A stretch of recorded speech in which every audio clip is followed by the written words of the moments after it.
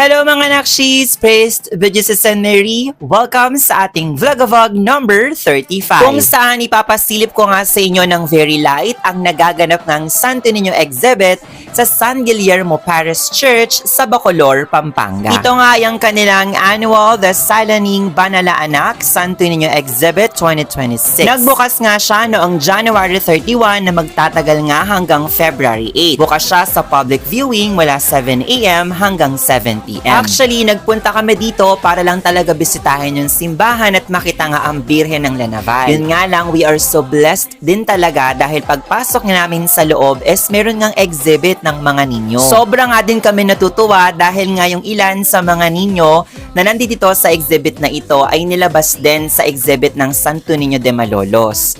Tapos, mas nakakatuwa pa dahil yung ilan nga din sa kanila ay nilabas din nung pista ng Santo Niño de Malolos noong January 25. Meron nga lang medyo madidilim na part yung video na ito dahil nga may nakapagsabi sa aming bata na kasama namin doon sa exhibit na brownout nga daw nung dumating kami. Pero hindi yun naging hadlang para ma-appreciate namin yung mga images dahil promise lahat po sila magaganda. So yun na lahat mga nakshis. Sana nag-enjoy kayo hanggang sa susunod na vlog-a-vlog.